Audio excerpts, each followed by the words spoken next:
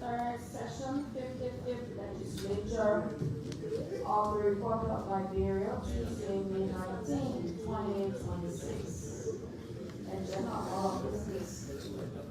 1 call to order, 2 devotion, 3 roll call, 4 re-adoption of the agenda, 5 unfinished business, 6 report from standing committees. A report from the Committee on Judiciary, Human Rights, Claims, and Petitions on the confirmation hearings of the following. Honorable Councilor Talo Wei, Labor Court Judge, Nema County. Honorable Emmanuel T. Nika. Please hold on 1 minute. Senator Chair, they approach the presiding. Senator Chala, Senator Dillon, Senator Sokwe.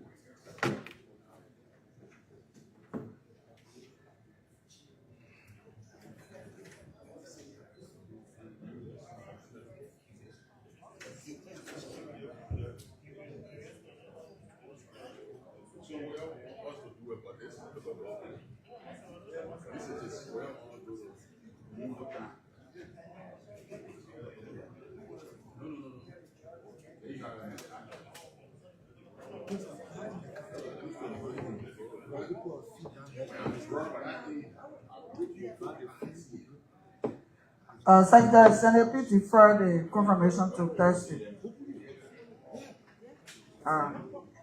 So, continue on business.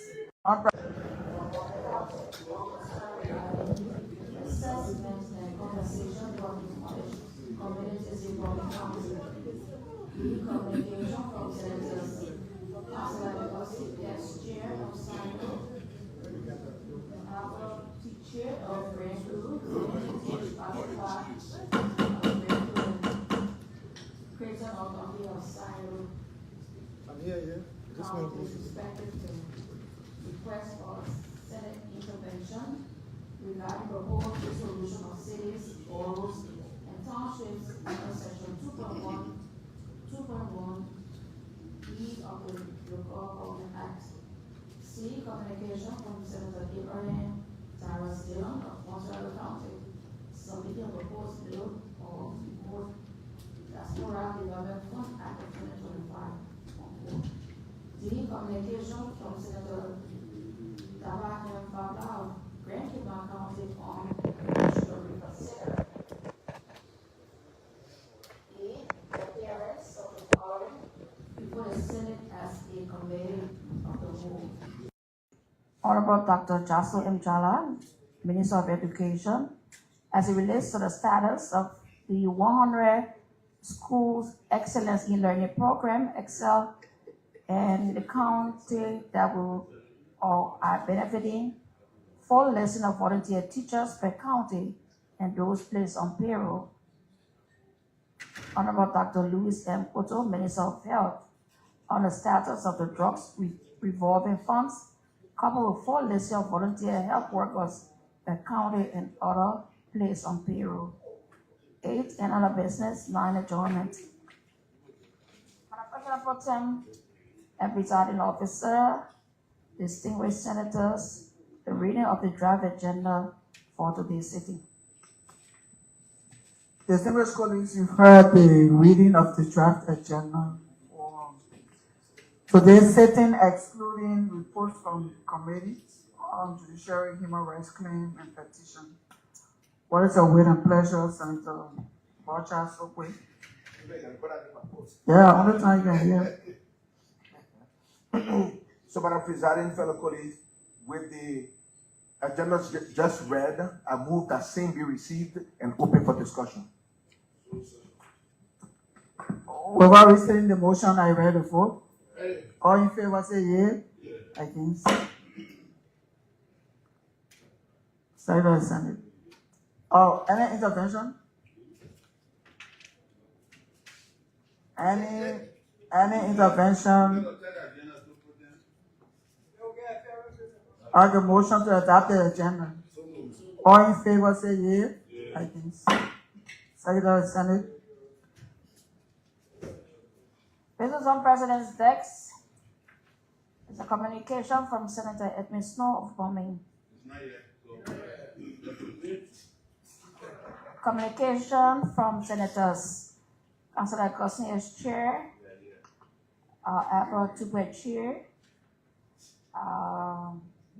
Senator Creighton O. Duncan, Order of Grand Crew, and Sandal counties respectively.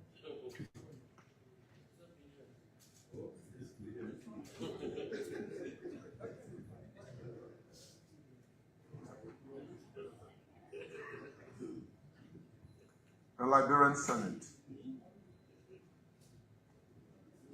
May 12, 2026. Honorable Yomli Kanga Lawrence, President pro tempore. The Senate in session. Capitol Building, Capitol Hill, Monrovia, Liberia. Subject: request for Senate intervention regarding proposed dissolution of cities, boroughs, and townships under sections 2.16C,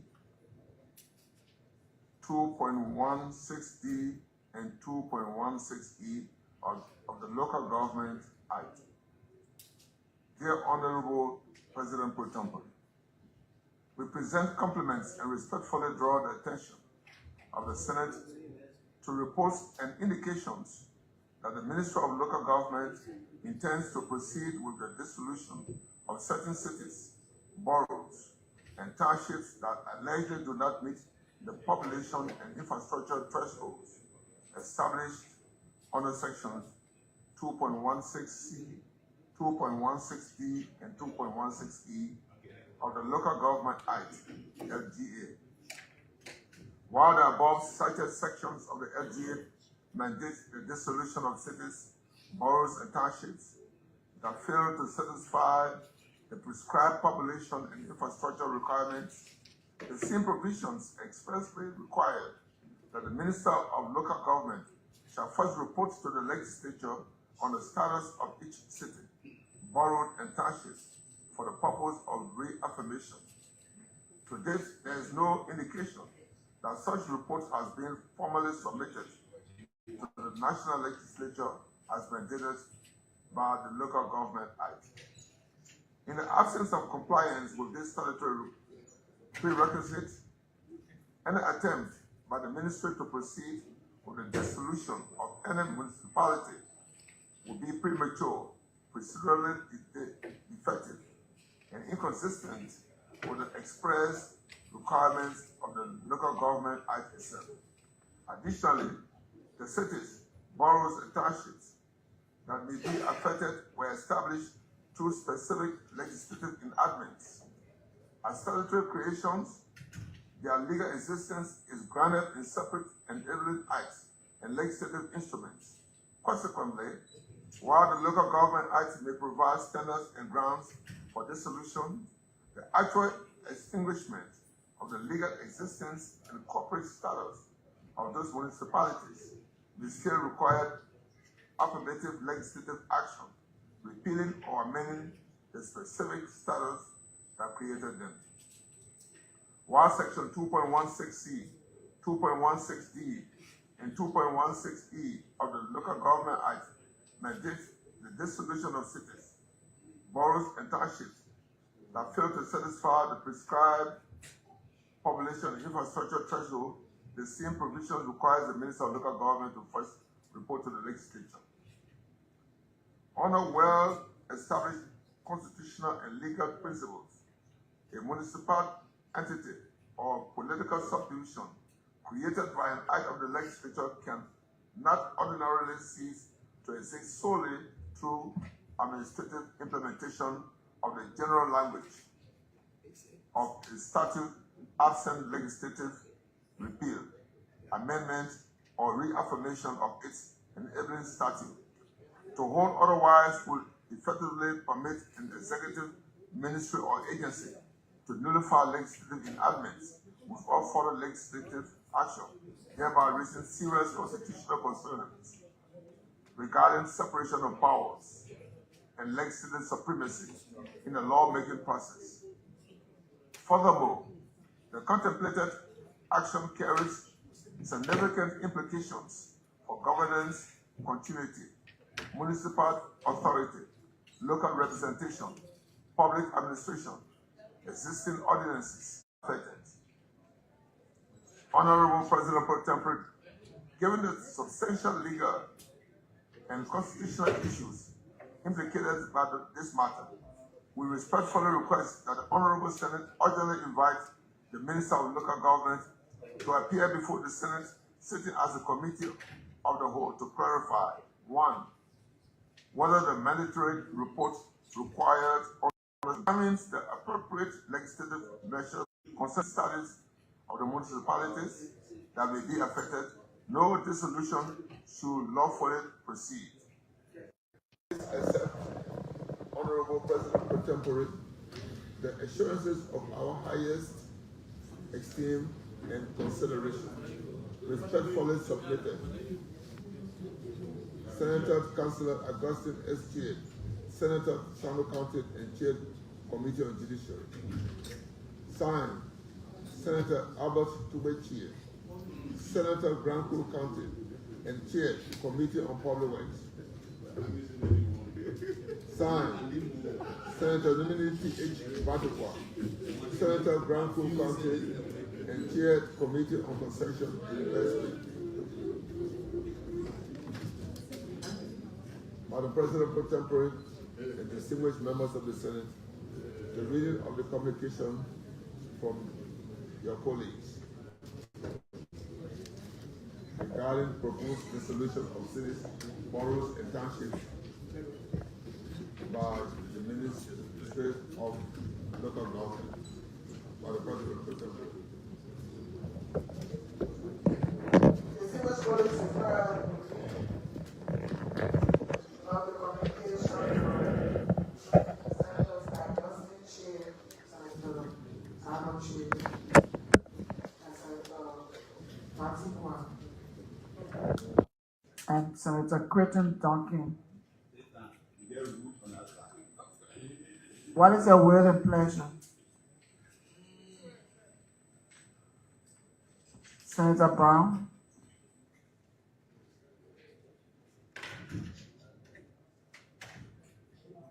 Pro Tem and distinguished colleagues, having heard the reading of a communication jointly prepared and signed by 4 colleagues from Grand Kuru and Sano counties, I move that said communication be received and forwarded to the Committee on Internal Affairs, Governance and Reconciliation, and that one of the proponents of this communication be given 2 minutes in accordance with our procedures to further expound on this communication. I so move. Without restating the motion, are you ready to vote? All in favor say yea. Against, motion carried. Leave 2 minutes. Give it to one of the proponents.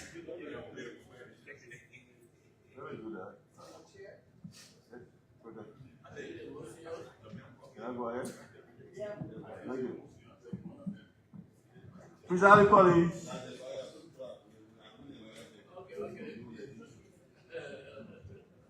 as succinctly articulated in the communication, there is information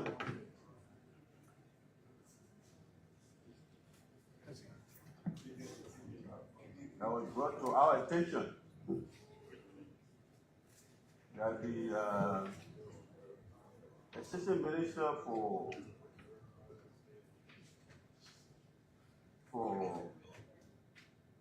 Urban Development, or Urban Affairs, sorry, at the Ministry of Local Government, visited our two counties of recent and informed our people of the implementation of the Local Government Act. To the effect that as of the next budget year, and in keeping with the mandate of the ministry as enshrined, quote unquote, in the Local Government Act, in the Local Government Act itself, the cities that do not meet the population threshold and the infrastructure requirements of the Local Government Act will be deemed dissolved. And that those cities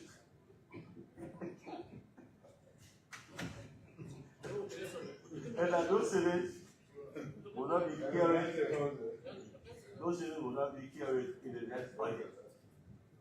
So you are sent by the ministry to let our people know about that. And they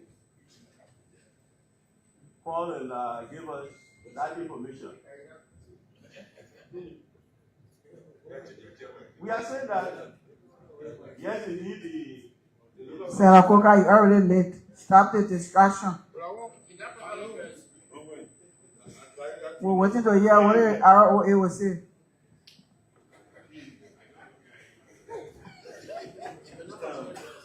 So we'll have to hear from him after your deliberation. the ministry has conducted a survey and a consultation of our people. And the decision to resolve those cities and districts was informed by the law, the survey, and the consultation they had. And so, our question then was, what authority does the Ministry of Local Government have to resolve cities or districts? If you read the provisions of the Local Government Act, it says districts, cities, all statutory districts will be dissolved. Cities or municipalities that do not meet the population threshold of 10,000 and infrastructure requirements, roads, streets, hospitals, sanitation facilities, schools, and all of that will be dissolved. But that same law provides that. Because the frame of the legislature would not assign this power to an institution of the executive. So that same law provides that. Before that is done, the ministry will stand back to the legislature, will report to the legislature as to the findings for this matter. That means, do your survey, do your consultation, report to the legislature. And we are going to sign up, for example, and we found that SYG city or cities do not meet the constitutional requirements. Based on that information, the legislature that will then put into motion the legislative process to dissolve those cities. Because those cities, no municipalities, no districts were created. They are creatures of the legislature. They are creatures of the legislature. And so, an executive institution has no authority to dissolve them. It's a legislature that must do that. That's why the law was framed that way.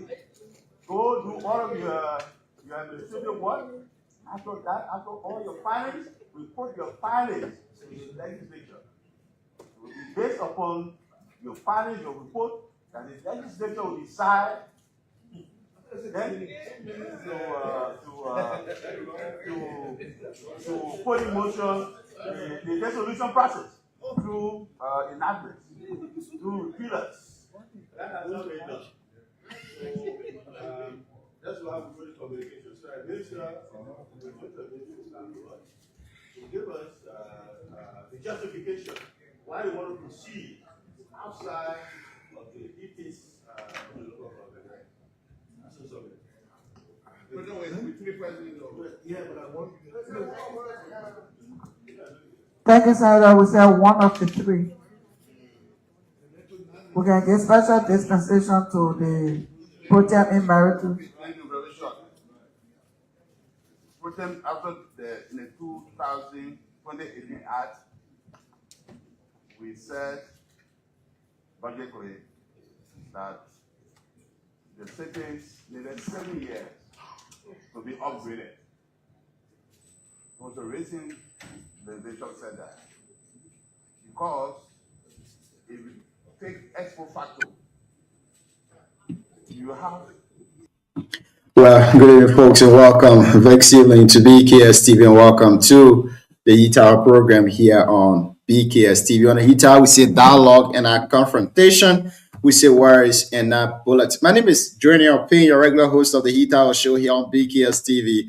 On the ETAR, we discuss varieties of issues ranging from sports, politics, agriculture, health, and lots more here.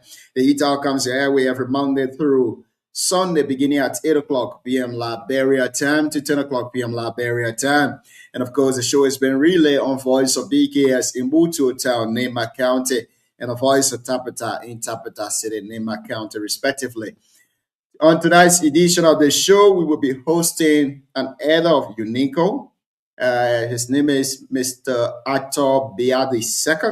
Ator Bia is the senior advisor to the national president of UNICO. He's also the chair of McCabe Vulula campaign, and he has been a nurse for over 20 years now.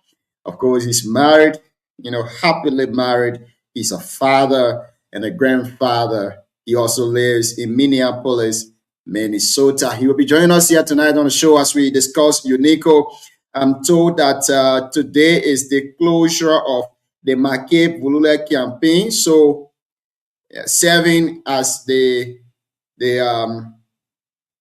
senior political advisor to the national president and also the chair for McCabe Vulula campaign, he will be telling us here tonight on the show what have been their achievements so far since they started the campaign, how optimistic he is or the team is in winning this year UNICO leadership election. He will also be telling us here tonight on the show as to what are some strategies that the McCabe Vulula team have put in place so far, that they will be able to win this year election too as well.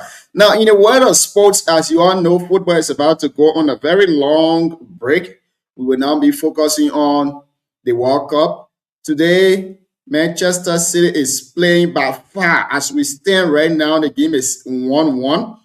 And I can safely say that if the result stays like this, it means Arsenal will be declared the champions of England. We want to say welcome to you this evening and welcome to the show too as well. See you. Good evening and welcome.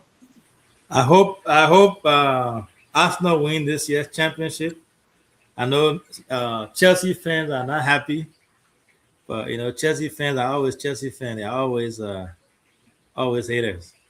So I look forward to celebrating with Arsenal fans. We the Man U people, we don't wish bad on our fellow English team, right? But for Chelsea, it's completely different. All Chelsea fans are always hating on each other. But it's going to be a great show tonight. Our guest tonight is not just a regular guest. the guest tonight actually taught me when I was in the elementary in Ivory Coast. I don't want to show his age, but I have to I have to say that. So he's one of those that contributed to some of us educational journey because of people like him and other folks who help us down the line in Ivory Coast, in Danade. They taught us, and I want to publicly on here acknowledge that. And I always call him my teacher. He called me brother, but me I call him my professor. Mr. B, I want to say thank you so much for what you did for us. I mean, I'm speaking for everyone that you taught in Danade there. I know I'm speaking on behalf of every one of them. So we want to say thank you so much for helping us and being one of those that taught us the importance of education. Here we are today, impacting society, giving back to Liberia. I don't know if when you were teaching in Ivory Coast, that if you ever thought that they men teaching grading, so if they were going to be someone that will give back to society today. So I want to say thank you so much for that. Welcome to your own platform. Well, thank you. Thank you. It is a pleasure and honor to appear on BKS tonight. Mr. Seka, allow me to call you Alvin. Oh, go ahead. No CEO in there. The Yeah, CEO for other people. I appreciate the kind sentiments expressed. Teaching, I think, is one of the rewarding profession. And one of the reasons that for me as a teacher, one of the rewarding thing is to see a student, ascending to levels like you have achieved, giving back to the community, becoming the role model that you have become for the youth in our community is really a pride. So I'm happy to be here, and I we shed light on the campaign and on other issues around UNICO. And so we are happy to just be a part of the show. Thank you. Thank you, Junior. You see, I told you, right? I said the guest tonight. I'm a former teacher, so that tells you a lot about him.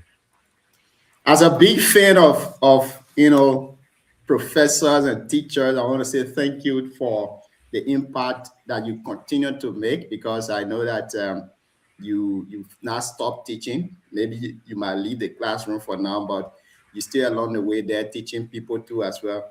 And you taught my papi, so teaching my papi, and then he is to teaching me too. So I'm sitting right now I'm the third generation right here, and then you the first, and I'll put my papi there as the second generation.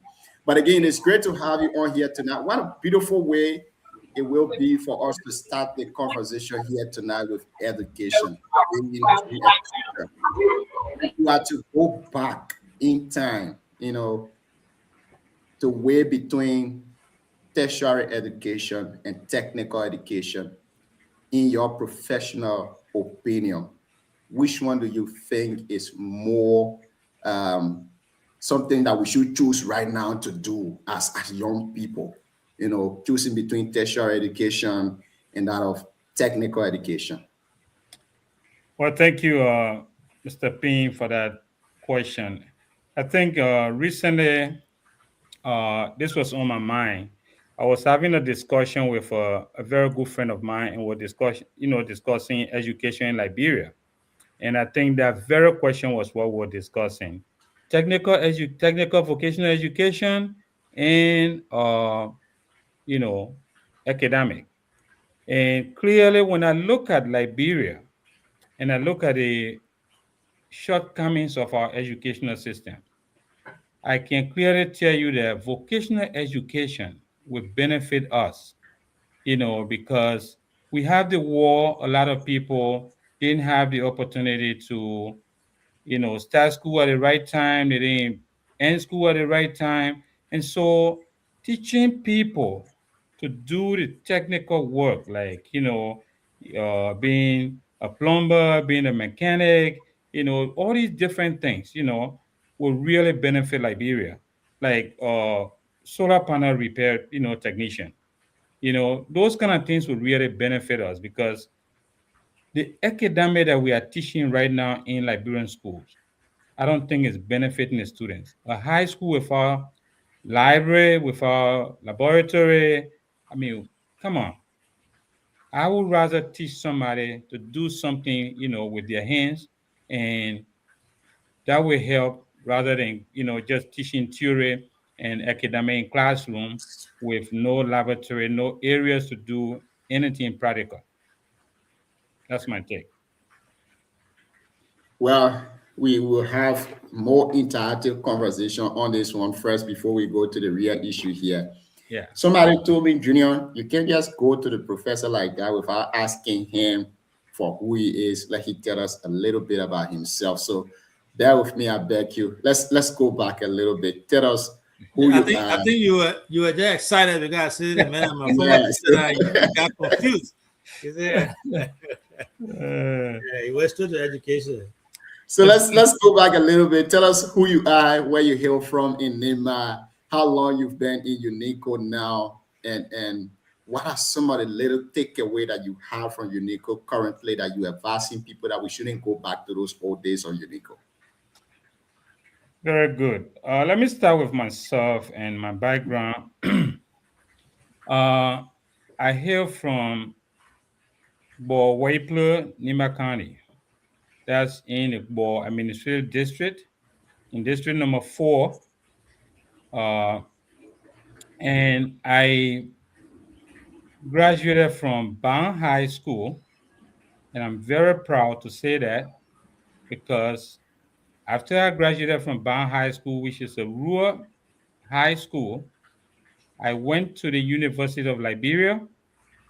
I did chemistry, and I graduated from the chemistry department. As a teaching assistant for the last 2 years, demonstrating lab for chemistry students, freshman and sophomore students, and also physical education students that were coming from Liberia and business colleges on the Fender campus. And after that, we were the last graduating class before the war. When we were graduating in February 1990, the war has already engulfed Nima County, and my parents were not able to attend my graduation. So that was a bittersweet moment. So I like to share that. And the reason I share my graduation from Bang High is that in Liberia, we tend to lean on name recognition and rather than focus on results. When I left Bang High and went to the University of Liberia, okay, I was one of few Bang High School products. I went on to become a teaching assistant, teaching people coming from St. Patrick's, B.W. Harris, CWA, and some of those students are still calling me, prof today. So it gives me that hope that it is not the school, it is the lesson you learn from the school. It's not the location of the school, it's what you get from that school. So when we talk about school, I think we should look at the quality of the education. And that's what I got from Bang High School. And I'm proud to tell everybody that. And just version of a little bit, CEO, I think you and myself, we are really, you are really my brother. I'm also a Man U fan. Oh, you see that? Oh, sure. We're back. You know this, man. Our host is a Man U hater. You can't stand Man U. Oh, too bad, too bad. You get two Man U's in the house. So Sorry, Gio. You got to live with it tonight. You're muted. So I thought Mr. Arthur was going to be my friend on the show here tonight, but some way, somehow we've gone different way now. But anyways, it's okay. It's great to have you on here. And then, I mean, that's your team though, but anyway, it's not a team. It's great to have you here tonight. Let's go to the issue. let's go to the core of the discussion. And before we go to the major things here, I want to take you to what one politician from NIMA said last night on the show.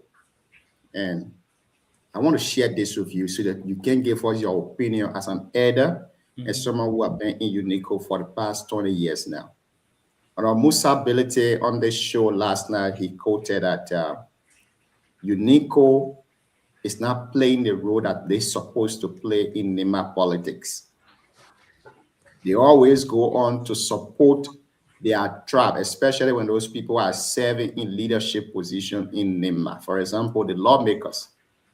According to him, you, the UNICO people, you don't do your best to hold lawmakers accountable. For example, the recent Asylum deal, he set an example on that. He said, by right, UNICO should have had a say in that. They should have made sure that those people get the best deal for the future generation of NIMA County. But you barely don't do that. You don't call for an audit of any representative, but you also spend a lot of money in a county, even more than some of the representatives. You have more infrastructure, you have more impact, more than some of these representatives. Do you think his statement resonates with the actuality of UNICO? If yes, what will be your advice so that these things can change, that UNICO will step in to play that motherly role to say, hey, the way you're leading district now, you're not doing very well. Hey, Koga, the way you're leading NIMA people, you're not doing very well. Over to you. Thank you, Junior. Thank you for that question. First of all, Honorable Ability, who I have very great respect for, should know that, and I'm not sure if he knows this, so I'm going to give him the benefit of the doubt. UNICO is a 501c3 non-profit, non-political organization registered in the United States of America. While it is true that we do advocacy on behalf of NIMA's interest in and out of NIMA County, we cannot directly get involved in politics.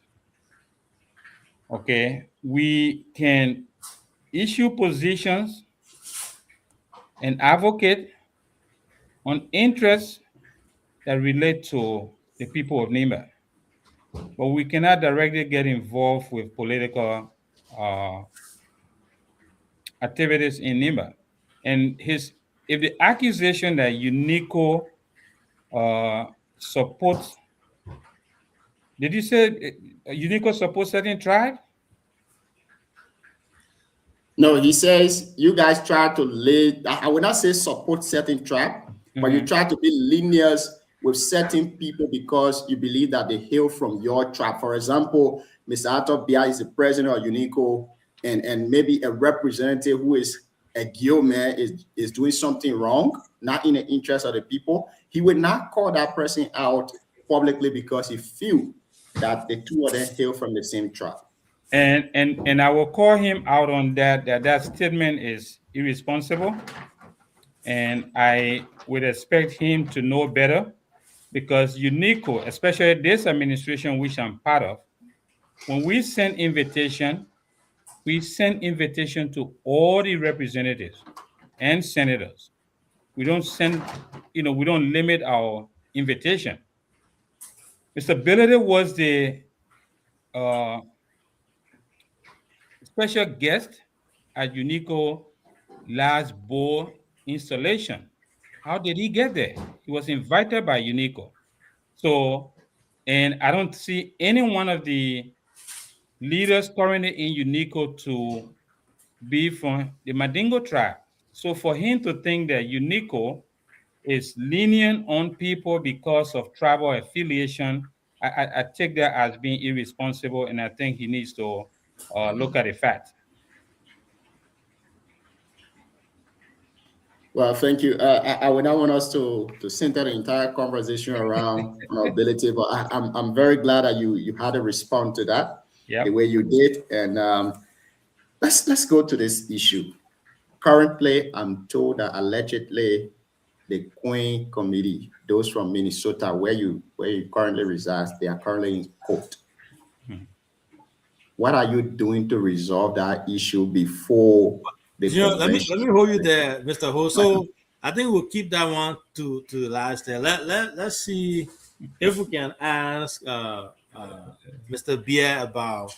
No, the man, he's the current advisor to the outgoing president, right? So my question to him, and I'm sorry I didn't mean to cut you. That issue is very sensitive because it's in court, and we try to use it towards the end of the show. That we just brush over it because there are a lot of things happening in the background. So the G administration is about to leave, and you have served as senior advisor. What would be your assessment of this whole administration? You cannot question the fact that there has been a lot of noise out there, a lot of people who will think the other way, who may question his leadership, and then you have people that also point to the accomplishment that he has accomplished. A lot of work that he has done. People say he has opened up Unico, extended or expand to other states, new chapters. I mean, from a fair assessment, you're an elder. You've been in Unico forever. What's your assessment on this administration? I know it's Fanti man, I can't say my bullying writing, but That's very true, and that statement is true because this administration, and let me just add that my opinion here is not the official. I'm not speaking for the administration. I'm speaking as an individual. So, what I see as an Ibayan and as a member of UNICO is that this administration, given the foundation that was built by past leaders, past presidents, past board chairmen, past members, this administration has taken UNICO to a historic level. What do I mean by that? You have a Queen contest that, for the first time in the history of UNICO, was able to raise over $25,000. That has never been done in UNICO before. Was it the one in Fargo? In Fargo, North Dakota. Okay. This administration has opened this organization up that most of the people that never wanted to be part of UNICO are coming back. You can see it in the upcoming election. Okay, most of the people will tell you, "Oh, I never wanted to be a part of UNICO." Now these people are coming back into UNICO. This administration built the Women Empowerment Center in a record 3 years' time. From foundation that was about 75% complete to now where the building is being furnished. In 3 years' time. It took us almost 10 years to do the foundation alone. When we came, we completed the foundation, and now we have completed a building with roofing, plastering, electrical, and I'm telling you, as we speak, just the end of last week, furniture were being downloaded from trucks to finish the building. So in the next few months, this building is going to be completed. That's a record. Do we have challenges? Yes, we do have challenges. But I want to tell you that we have a loud minority that, will make it seem like things are not as glorious as it sounds. But I tell people, when you are driving on from Monrovia to Ganta, you don't have to look for the Unico Village. It's right there in your face. That's reality. You have 5, 6 young Liberian ladies, Nima County citizens, participating in Queen contests. They never used to have that energy before. So these are some of the things that the G. McKay administration have done, and we are very proud of it. And we are hoping that the next administration, we shall know will be his vice president, will take over and build again on these foundations. Thank you, Junior. You can take over. Let's keep in that line, and then we will keep that queen contact team up again. And now you say, I think we are trying to queen contact team in Nima way. I said it here last night. Yes. And I'm hopeful that we will settle it up the mountain. Yes, you are right. Thank you very much again. If you just joined us here tonight on the show, you are listening to the Heat Tower program, and this show has been relayed on Voice of BKS in Butu Town, Nema County, and also on Voice of Tapeta in Tapeta City, Nema County. Tonight we have with us Mr. Arthur Bia. Mr. Arthur is the advisor, the senior advisor to UNICO president. He's also the campaign chair, if I get that right, for the McCabe Vulule campaign. And of course, we are discussing UNICO. We discuss a bit of NEMA politics and also the Liberian politics too as well. Now, Mr. Arthur, the person you advancing, plenty of people now start calling out. Let me go in a simple Liberian term. Plenty of people now start calling out. Some people saying, honor his leadership, a lot of things happening. Y'all get 10,000 to people on NEMA for Senator Johnson burial. Up to present, there is no report on that money. And, people are saying, the reason why you guys are carrying the vice president is because you guys don't want the Samba Wubweji leadership to be audited. And if when the vice president win, the past leadership will not be audited. I'm quoting some other folks here tonight. What say you? Let's start first with the $10,000 thing. What have been your advice for that money report to be given to the UNICO folks in a traditional way? Is it also okay for a money to be given for funeral and then someone comes to do a report on that money? And taking you now to, you guys are supporting the vice president to be the president because you don't want the leadership of Samuel Wubweji to be audited. What say you? Thank you. Let me start with the second part of your question, which is the accusation that we don't want the G. McCabe administration to be audited. You see, this is where you can see when people do not know about organizational structure, when they don't know how organization runs. UNICO has an executive president, but the president is answerable to the national board, which comprises of 2 members, each from a chapter. They are not appointed by the president. These people are selected by their chapter. So these are independent people who the president answers to. Are these people who are saying there will be no audit, telling me that Sam Wubweji, by some magic or some power, special power, will control the board, even when he is no longer president, to stop them from auditing his administration? Does common sense tells you that this is, serious talk? No. It only shows you that these people that are making these accusations do not know how a 501(c)(3) organization works. Because the board can always order an audit. The board can always request financial report. The board can review financial report. The board can ask questions on financial report. So for you to think that when the G. McCabe team is no longer in power, they will still be controlling the board, is it tells you the level of understanding that these people No, that are no, making the, this accusation have about. the point is, Mr. Ato, let me hold you there. The people saying one person leaving, you got Samuel Wubetji who is leaving, but you retaining the entire clique from the vice president now. If she wins the election, she will become the president.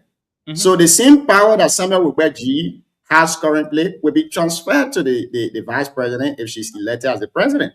So why do you think that she will have influence over the board, not for the past leadership to be audited when she was part of that leadership? Jim, with all due respect, if I were on our board and you said that, I would feel disrespected, because these are individuals, respectable individuals, who are sent by their charters. Are you telling me that Samuel Wubetji controls the board? That if I were on that board, I would be, I would feel disrespected. If somebody tells me that on a board, I would feel disrespected, because these are respectable people. These are people that have high caliber, or reputation. And you are telling me that Samuel Wubetji controls them? Are you telling me that Isaac Kato does not have a brain of his own? Are you telling me that Wokoto does not have a brain? Or Mr. Moses Kedwawa from Ohio that ran against Chairman Kato is going to sit there and have Samuel Wubetji control him? I don't think so. Again, this kind of allegation comes from people who do not understand how the organization works, because the board is independent. The board was not put in place by the executive president. The president have no say in the board's decision. The president does not attend the board's meeting unless he's invited. Do you get that? Thank you. Now, to the second point of the report. Yeah, to the 10,000. So again, here are the facts. And I want you and your audience to listen carefully to this fact. Our hero, Honorable Senator Johnson, passed away. There's a funeral coming up. Everybody's contributing. UNICO called a General Assembly meeting. That means meeting of membership. And in that meeting, it was decided for UNICO to make a donation. The donation was decided to be 10,000. This was not a presidential decision. It was a General Assembly. And the General Assembly is the highest decision-making body of the organization. So this body decided $10,000 to be sent as UNICO's contribution towards the burial of Senator Johnson. Honorable Gonkwai Doma, who is the campaign chair of one of my opponents, was the chairman of the committee that sent this money to Liberia. They had the funeral committee in Nimba County gave them a name of a member of the committee to whom the money should be sent. Money was transmitted to this person. There is receipt to that. They acknowledge the superintendent has come up in a UNICO meeting and acknowledged the money was received. Now, after the burial, Nimbayans, whether UNICO here, whether Nimbayans in Liberia, have all been asking the funeral committee or the Nimba administration to make a report. That has not happened. Now, for you to again say, oh, SAMG sent money to Liberia, yes, his administration did, but this was a General Assembly decision. It was approved by both the executive, the board, and above all, the General Assembly. And the money was sent through Honorable Gonkwai Doma, who is the chairman for the Bombly campaign, Bombly Tonga campaign, sorry. So this is not an issue of misappropriation. This is not a question mark. It is an issue of understanding. It is an issue of misinformation where people know the fact, but they want to just mix the fact. and make it look that something is happening here when nothing has happened. The administration came back, made a report to the board. The board transmitted its report to the General Assembly. There was no question. There was no opposition.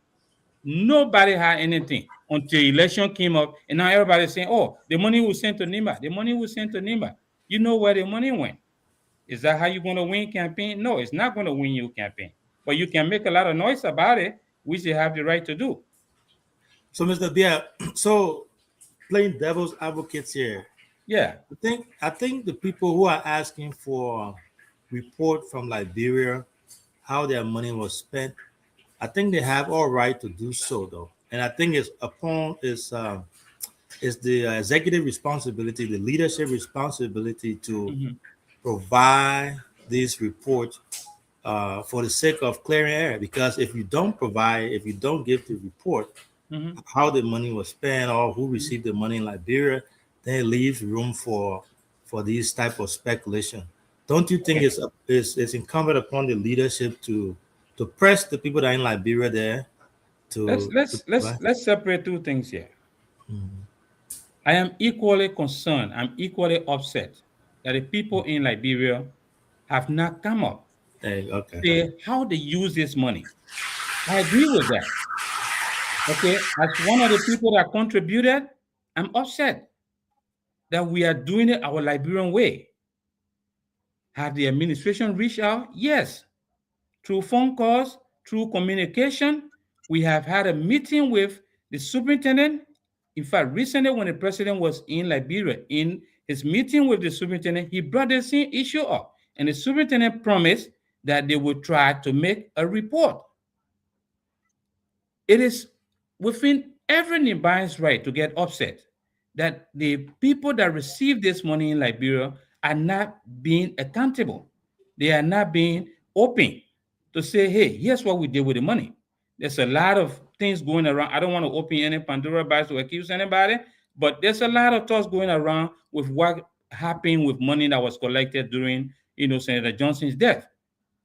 And as Nigerian, I am upset. Okay? But is Samji responsible? I don't think so. He's doing everything, but Samji does not have control over the administration in Nimba County.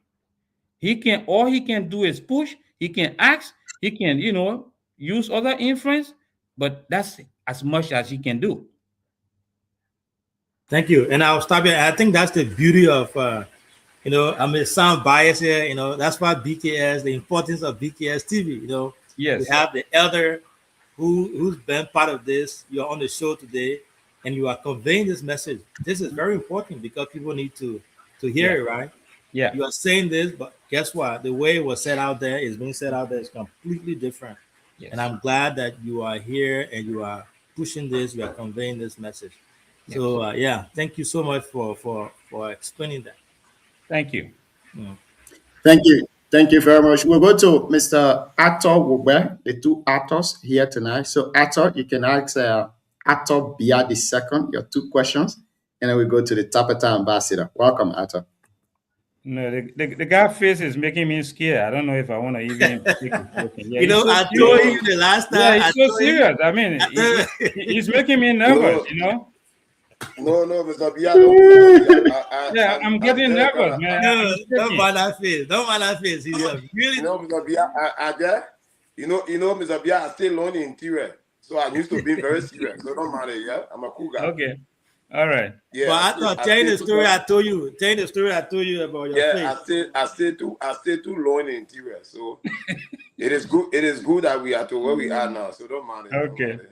Good. Thank you. So basically I listen to your explanations and I listen to most of the questions asked. And you answer them, in my opinion, you answer them very perfectly.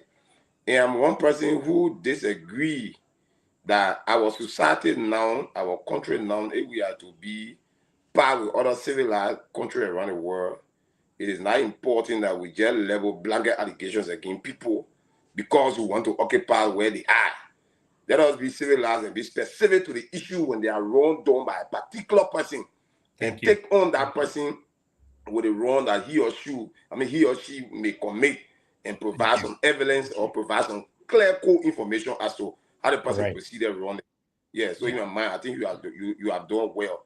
But maybe I may be wrong. I did not listen from the beginning of the show, but I got interest in the structure of your team, because mind you, the background of my question comes from the understanding that Unico, I'm not really that familiar with Unico. I found it partly when I was in school, but I know that Unico was not only created as a humanitarian group to come back home and aid our people and aid our country in general, but also Unico was created as a peace ambassadorial group that will come and also initiate peace into our country. Meaning by that, I mean every tribe, every region in our country are very important.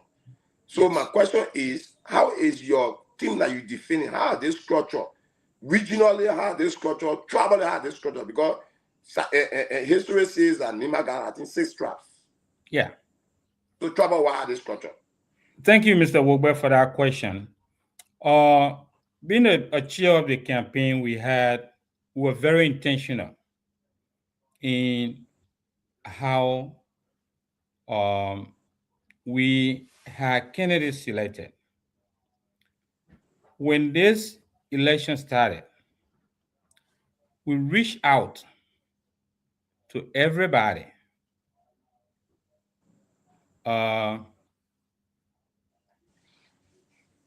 within our spheres of influence, asking them. The only person I was very sure that has contacted me about 2 years ago that she was going to run was the VP with the endorsement of a, outgoing president. So I knew that. And then when she came on board, we had open slate and we asked people. We reached out to people, and I'm going to call some names here. I don't usually do that. We reached out to the likes of Mr. Van Gunn. We reached out to the likes of Mr. Flomo, George Flomo. We reached out to Mr. Nyan Vulule. We reached out to Stephen Gay and others. How about DK? DK has just resigned from the administration, and he and myself had discussion, and the discussion we had was clear. He was taking a certain position, which I don't want to disclose specifics. But when we met at a convention in Minneapolis last year, he and myself had a discussion. DK is a brother of mine. Okay, he's my little brother. When DK came to run for the secretary position, I was one of those that campaigned for him. But we got to a point where we decided, it was good for us that he goes a certain way and I go a certain way, and we respected our decision. Okay. So what I'm saying is we did not recruit people. We open up and just throw it out there to these young people, because my advice to the VP as the campaign chair was Unico is considered old people club. Let's try to open this thing up to these young people. And so if you look on our campaign team, you'll see that most of them are younger people. The VP candidate, Dr. Nyan Vulule, a very fine young gentleman who has just endeared himself to people in the community because of how he loved the community. Okay, so there was no restriction on tribe. There was no restriction on region. We didn't look at that. We look at who are the best candidates that could carry out the mission of Unico. Who are the best candidates that could help Madame McCabe to build on the foundation laid by Honorable Sam G and the previous leadership. That was, our focus in forming our campaign. And I hope that answers your question. Yeah, okay. I think in this kind of conversation, you're not really forced to answer my question as to how I want it be. But the reason, the background behind my question is that our society now, we emerged from civil crisis years back, Mr. Blair, like you are aware of. I know if you were not here, You not hear, you not see it, but why in the US you follow or you read, but then you witness them on television. So after the civil crisis now, we as a country, most a country like Neymar, we thought it is important that every trap being seen on the table, by that when there are political decisions made, every trap will feel represented and their interests will be protected. It is even on our basis that you see today our local government. Some of us we advocated that on our local government, in our local government positions, while it's true that the president got the right to appoint whosoever he wants to appoint in Nima as superintendent, development superintendent, fiscal affairs superintendent, county inspector, he got it right. But we can appeal to the conscience of the president to listen to and say, hey, Mr. President, you got it right, but we got 5 major traps in Nima. And we think it will be important for you to get off file then in the position so they can sit on the table to discuss our country before other tribes feel marginalized. Because marginalization is the biggest problem we got in Africa that has led to a lot of countries going to civil crisis. So on that basis, I ask. And I appreciate your clarification on that. And again, why we have 6 candidates, our campaign group is composed of Nimbayans from all over Nima County. We have people from Gwi and Doru. We have people from the Man tribe. We have people from the Pele tribe. We have people, who are all mixed up. Okay, so our campaign group, we have a strategic campaign group that is made up of people from every length and breadth of Nima County. So yes, those people are the one making the decisions, and those people are the one that will be helping the leadership when it comes to power to make decisions. We want to be very inclusive, intentionally inclusive when Madam McCabe wins, because this is concerning to everybody. But I can tell you one thing. Sometimes tribal representation does not always benefit, or it does not always lead to inclusion.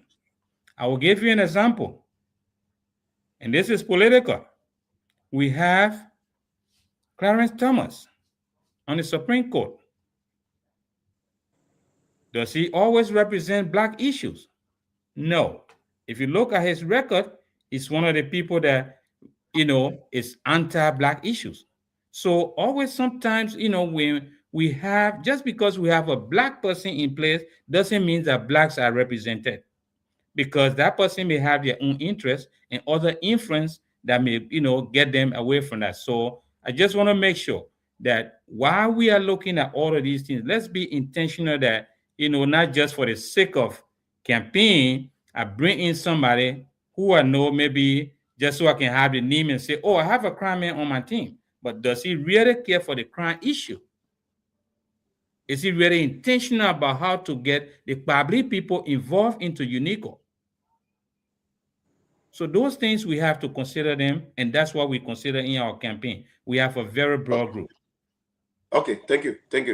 So let me thank you, Bada. Let me ask my second question quickly. So my second question has to do with the concessions in Nima. Nima is a very interesting concession area. Basically, our focus now is at the Elemental, the AML. And you and I will agree that most of the concessions that have been signed, I mean, not most of the concessions, but the concessions that have been signed starting from 2005 between the government of Liberia and the AML, coming to the current regime that just signing a 25-year agreement with AML. The concession signing, they have had a lot of compliance issues. And as a result of the compliance issues, they have brought a lot of misfeeding in our country, leading to a lot of protests from the Senikode Yekeba Belt, where they are considered as the most affected communities. What is your campaign team? What is your leadership that may win the election, or if you are to win the election, what is your strategy in terms of joining the Nima people through the caucus to make a case to national government as to what are the compliance issues that they should really focus on in allowing the Nima people to benefit from the resources? Thank you very much, Mr. Wogbe. Let me go off the limb to tell you that that's one of the focus that we want to bring into the next administration. We want UNICO to get more aggressive in terms of advocacy for Nima County. It seems that we have gone away from that a little bit. And so getting more engaged with the national government, getting more vocal, becoming a pressure group to make sure that the national government understands the need for Nima County. Okay? Generally, when you look at Liberia and concession, it is very sad what is happening nationally. We sign these contracts as if we store these resources. We don't sign it as we own it.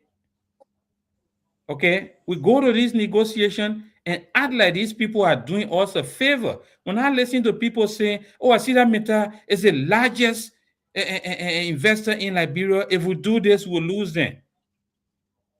That's a mindset that is sickening. Okay? If Asida Meta walk out today, I bet you tomorrow you have another company begging you for that iron ore. So don't go to the negotiation talking about, oh, Asida Meta is doing this. If we lose them, you can lose them and you can have a better deal. So this is an issue that we will be intentional about in the Mackay-Vulule administration, making UNICO more vocal, more intentional about advocacy in Nima County. So I got to follow up on that. Thank you. So if my memory serves me right, UNICO used to, or at least supposed to, have a say when it comes to the concession deal in Nima County. Mm-hmm. Historically, I believe whenever there's something like that, the UNICO administration here, the president will issue or will write a communication and give their input to our leaders in Liberia and give their take and their stand, what they believe. And I think back then, some of the president used to give speech, or they would read it out and say, this is where we stand, this is our position. Mm-hmm. Do you remember if this administration did anything close to that regarding this concession deal that just passed? Did the SAMG administration make any input? What was their take? I know you're the senior advisor, so I'm pretty sure you have you have that. Thank you, CEO. I'm a senior advisor that advise the president on issue, and I say it as it is. Mm-hmm. That's why I told you we are going to be more intentional. In this administration, we were not as intentional and as aggressive in that line. And let me remind us, what you're saying is true. Let me give kudos to President Andrew Wongen. He was the one that was instrumental in the money that Nima Bone and Grand Bassa are getting today. And do you know that everybody's benefiting from that? But most people don't know that it was UNICO behind that money. It was UNICO's advocacy. And that's why I say we need to return to that. And in the Mackay-Vulule administration, we are going to make that one of our focus points. So why you think you will make that one of your focus points, and you have 4 years with SAMG advising him as the senior advisor with this critical deal that passed, and you saw it all on social media. Nima people were crying. The whole MDA was really bad.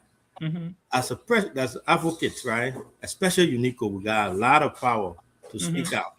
And this administration, they didn't do anything. And you are saying now you will be intentional with the next administration if you guys. Yeah, I would not say we didn't do anything. I think saying we didn't do anything would not be fair to the administration. Okay, so what did you guys do? I think efforts were made. It may not have amounted to change, but efforts were made. You know, again, it was not to the level that yielded result. But you know, things have to be approved by the board, because remember, Andrew Wungen got in trouble for that letter he wrote. I remember So, that. yeah, you have to be very careful. So if decisions are not approved by the overall organization, even though you have the intention, if it was not but by the board at the time, or if everybody was not on board, you know, to make that happen, it's not that efforts were not made. It just didn't yield the result that we, you know, hoped for and that we anticipated. Thank you. And I will go to Chris here in a second. So I know when you started the show, Junior, the host was asking you about honorability's statement yesterday. So that was one of his statement, or one of his point that he tried to push across, right? So his point was, or one of them was, if we have our leaders in Liberia, the lawmakers, the caucus, right, and they are, you know, they have this type of deal. We all saw it. Everyone may have their say, but you know, not a lot of people, you know, were happy about it. So his point was, when things like this happening, UNICO should be speaking, and we should be holding our lawmakers accountable. We should be keeping their feet to the fire. And we see things, if they're not doing things right, we should not be inviting them to the US to come to UNICO, and then we all pray, sing to them. We all sing and dance. And I'm quoting him verbatim. That's what he said. Yeah. So his point was, when Musa Bility does something wrong, and then we, the minds here at UNICO, when he comes here, we call him in and say, hey, honorability, this is what we are hearing from Secretary. We don't think this is something that should be happening. So we should do that. But what he has said was, the trend suggests the other way. When our lawmakers come to the US, there's not a record of us holding them accountable from a UNICO perspective. And he thinks we should do more of that. And he pray and hope that the next administration will be more vocal when it comes to holding our lawmakers and our leaders accountable. I think that's what he was trying to infer. Okay, let me make a quick point to that, CEO. Why it is true that we need to do more with the lawmaker. Honorable Bility and his fellow lawmaker took an oath. They took an oath to protect the Constitution of the Republic of Liberia. And so for him to renege on that oath and blame somebody for not pushing him and others, I think it's not a fair way to put things, because he himself should hold himself accountable first. Okay?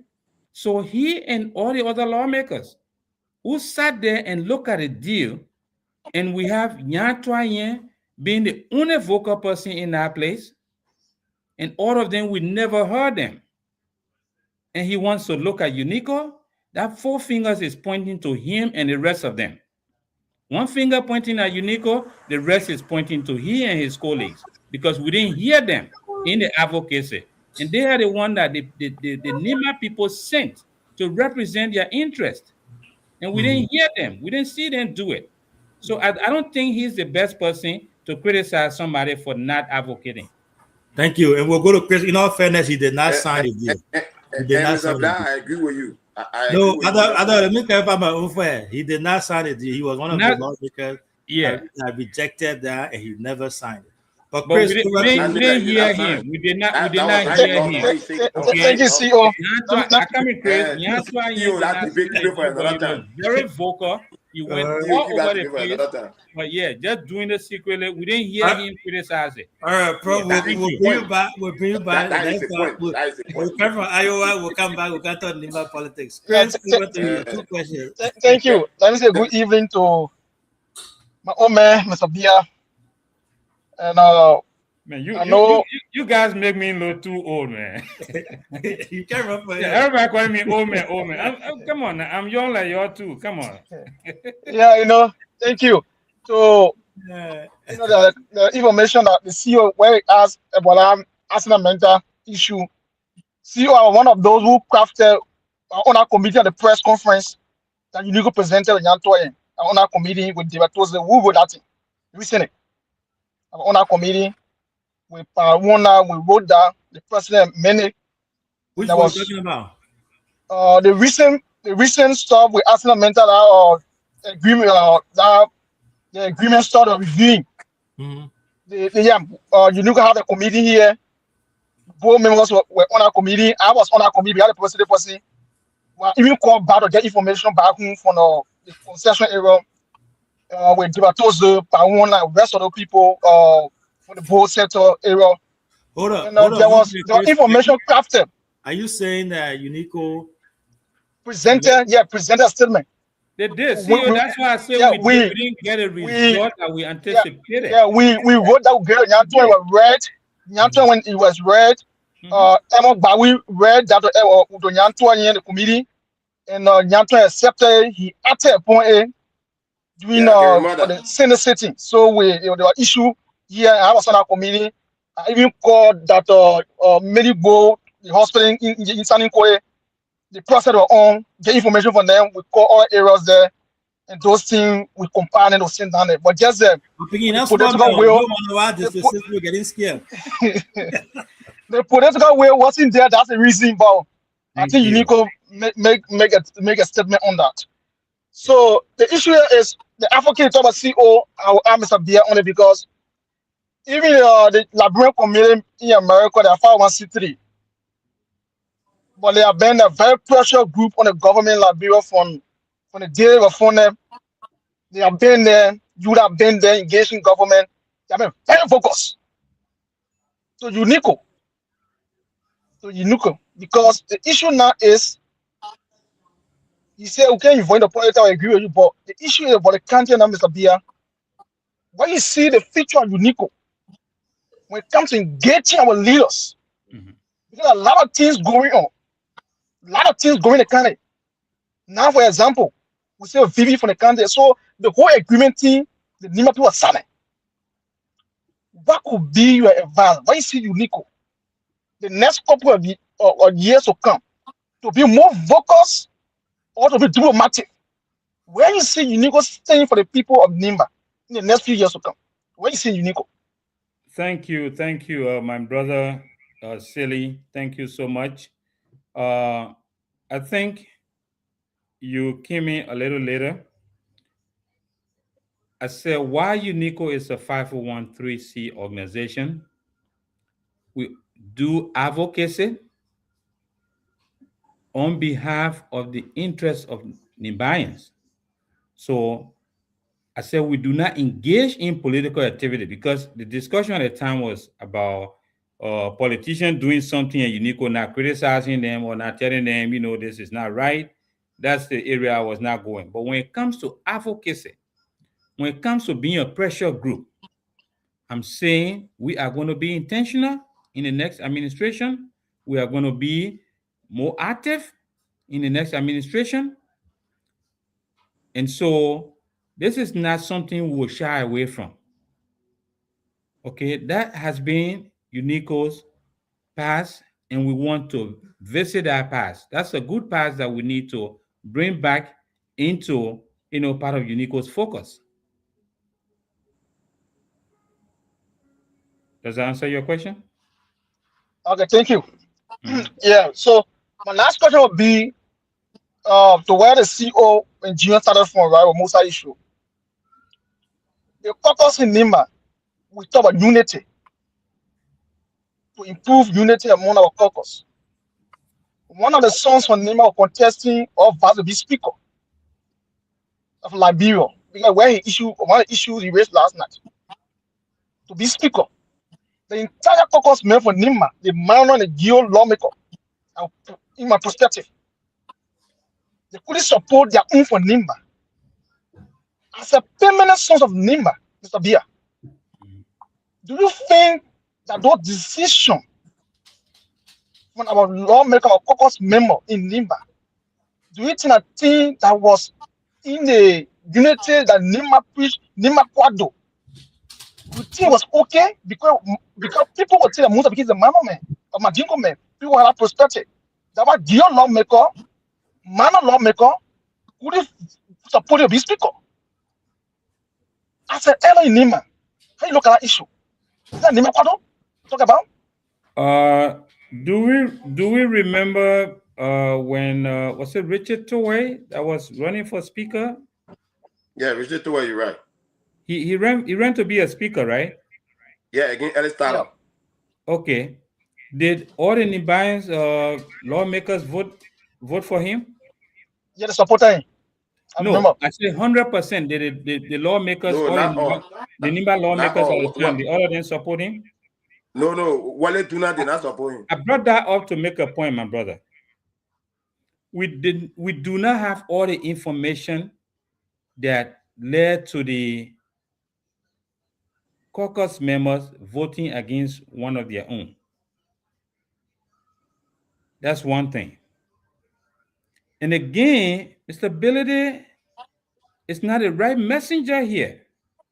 Is it the same Mr. Billity that's saying he wants to run against Jeremiah Kuhn? Is not one of his own?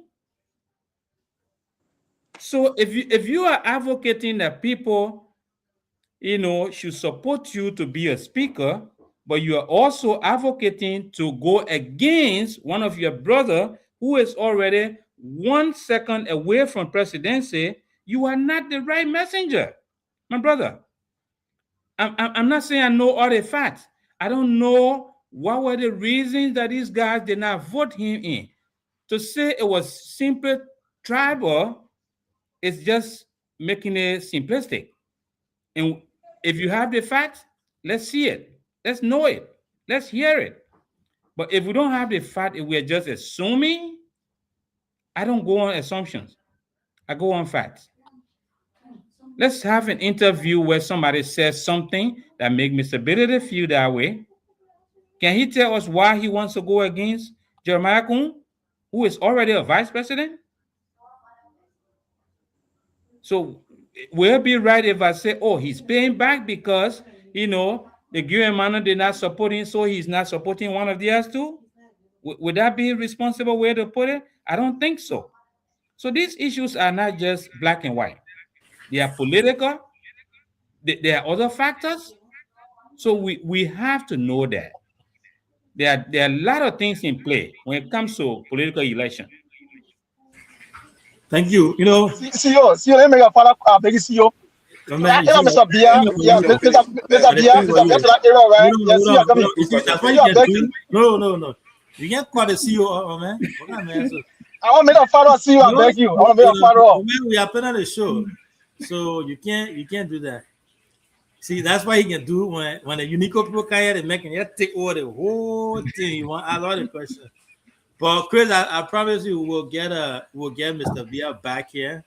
Today we are discussing Unico, but we'll bring him back to discuss Nima politics, because the topic he just discussed here is a huge topic and everybody got different angle. So Mr. Billity has always made the argument here that he's going for the big guy. He's going for the presidency. The vice president is second in command. So if Nima Kante wants the presidency, why are you leaving the son of Nima Kante who's vouching for the big seat, and we are going for number 2? Because we know for a fact that my own brother, the VP, is going for number 2. He will also make an argument about Tiawun Gonglo. When Tiawun Gonglo are contesting for number 1, all of Nima Kante didn't go for him. The same thing with PYJ. So that's another argument. We can come back here again. I will bring you back on here. We will discuss that. But tonight we are discussing Unico. So your team Make Vulule. I know you've been hitting my picking in the group chat there, but we'll not go there because he's not here. So we're going to be there, but he's not here. So we'll ask that we leave him out. That's my people. But on a serious note, though, how's your team? What are the chances of your team winning? What do you see? What do you think makes your team a winnable team? Why do you think people should vote for your team? And what is your team doing to bring Unico together? I mean, my professor, that Unico the tension is too much from the whole election to this.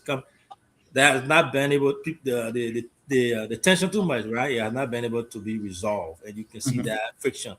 So, if your team happens to win, what do you think you guys will have to put in place to bring our people together? I think I had a discussion with the VP, who's the presidential candidate for our team, yesterday and today, and that's one of the items on her agenda. In the first 100 days of her administration, making sure that UNICO is grounded in peace, making sure that we all come back together and accept one another. We're going to have a forum where that will be open up to discussion, to people airing their grievances, and we'll have elders, in there that will make sure we go our Nimba traditional way to address these issues. Okay, in terms of how do we come together? Back home, sometimes brothers and sisters are not speaking and are deaf. Our people sit together, and these people that are not spoken for years, in a matter of days, they are able to sit back together. Right. And after that, peace prevails. It's our culture. It's our tradition. The problem is most of the young people are not aware of that. And so we have to bring people that will educate most of these young people of our culture, how we resolve issues. A conflict resolution or ways in our culture will be introduced to these people. We know that a divided UNICO is not healthy for any administration. A fractured UNICO is not good for Nima County. Because you know what? President G did not raise over $300,000 from a divided group. He raised it from all sectors of Nima County. He raised it from all citizens of Nima County. And so for any administration to be successful, we need one Nima. We need one UNICO. That's the message we are bringing. And I can tell you, this campaign is doing great. We are doing great. Yes. We are the only campaign, by the way, that has been endorsed by former presidents, by former leaders, by, UNICO personalities. And so we are the only campaign team that is engaging with Nibayans. We've gone to Georgia, we've gone to Iowa, we've gone to North Dakota, we've gone to Minnesota, we've gone to Ohio. Show me one campaign here that have done one launch in any city to tell you that we take this very seriously. We are not running on misinformation. We are not running on calling people names. What we are saying to people is that we are a family organization. We need to stay together. We need to build Nimba together. That's our message. It's not calling Avin Seka names. It's not telling people if your husband's not from Nima County, you are not worth to be a candidate. Did you see somebody, saying that the last time that, the Nessa McKay husband is from Lofa County? Are you serious? Is that what demeaned this daughter of Nima County? Is that what we call qualification now? That's not what we are looking for. If you're a Nimba daughter and you are married to somebody from Grand Cayman, you are still a Nimba daughter. 100%. It does not make you less. I can't look at Brother Wogbe and say, because your mom is from Grand Bassa, you are less Nimbayan? No. How can you run a campaign calling somebody they are half Nimbayan because of their relationship? My daughter is married to somebody who is not from Nimba. Does that make her less Nimbayan? Can she run for Unico presidency in the future? With this kind of mindset, I'm afraid she will not have the opportunity. Thank you. So, you said your team is the only team that has launched campaign. How about the Dan Tungo team? I thought they did something in Iowa too, or the Vanguard team. I want a video. I want an announcement that shows, on your campaign poster that we are launching in Iowa. We're not talking about people going a weekend to go have meeting with somebody with 5 people in the room. Yeah, I think a lot of people they don't go to Iowa because I think Iowa is the base. But I see Vanguard commenting all in the comment section. You can comment all you want, but let him show me a video. How many former presidents have endorsed you? How many former presidents? Did you not see when Honorable Mayor endorsed Madam McCabe? Did you not see when President Romanda Gay Sharpie endorsed her? Should I continue? Show me one leader from Unico that has endorsed your campaign. You can't. Because people don't take you serious. Thank you. We are heading to Iowa after that. Going to follow GB that. I think over to you. I see you are ready. You got a question to ask. I'll give you a chance to ask your 2 questions. The other people are not here. So it's just you and I. I think they're going to swallow deeper. Yeah, they will come back. Yeah. I know they will come back. So let me say again, thanks to Mr. Bidia. I think he's doing extremely well. He's making case for a team, and I think it was not really a mistake. But it was not really a mistake to announce him as a head of the campaign team. But before I can ask my question, let me go deeper, more into the issue raised by Chris. And I think Mr. Bidia did well. He went into it, but let me go more deeper into it with ability vis-a-vis the ability issues. And like Mr. Bidia said, that Mr. Ability is not a red messenger for that Nima Kwado argument. And the reason is simple. Mr. Ability has double faces. In our politics, Mr. Ability has double faces. As time he changed the goalpost. What do I mean? The 2023 election, there were a lot of Nima sons and daughters that were contesting for, if not Senate Bureau, but they were contesting for vast Senate Bureau political parties for Nima. Who did Mr. Ability support? Did he support any of the vast Senate Bureau or Senate Bureau that came from Nima? He did not support any of them. Who did he support? He supported Alexander Benedict Cummings. We know the response to Alexander Benedict Cummings, but he does not come from Nima, he comes from the Southeast. But Mr. Benedict claimed that the Nima Kwado debate should benefit him. But he supported somebody from the Southeast. He's not a red messenger. When the election came, 2023 election came, the people that voted for Mr. Benedict in district number 7 Nima sent a clear message to him that while it's true we're voting for you, but we are not voting for your presidential candidate. We are voting for the party ticket that the unit that the Nima County Mayor is on at the vast Senate Bureau. So it means that the people in the district are telling you, say, this is the way we go. And when you go there as our leader, you are our employer. We employ you. So we say that you go this way. When the first round came and passed with that sounding message, the second round, Mr. Brady also had the opportunity to make a U-turn, to listen to the opinion expressed by the people in that voting in the first round. Where did he go in the second round? He did not know that the Nima Kwado team was working. He went back to the Southeast and supported George Weah. So Mr. Brady cannot benefit from the Nima Kwado argument. He got double faces. And to tell you that the vice president that Mr. Brady is doing most of the argument on, for which he crying on Nima Kwado, the vice president supported right after that election that Brady did not support the Unity Party, like the vice president for Nima is on. The vice president immediately supported Mr. Brady when you're contesting as a deputy speaker. Immediately when you're contesting as a deputy speaker, the vice president supported him. The vice president ran the Nima Kwado argument and ran the Nima legislators and he supported him. By the time that election got over, he lost the election. Who are on radio insulting the vice president was Mr. Ability. Who on the radio castigating the vice president was Mr. Ability. He did not know that the Nima Kwado still remain and the vice president comes from Nima and he needed strong protection from Nima people, more as a legislator who are policy maker. So he cannot benefit from the Nima Kwado argument. He got double faces.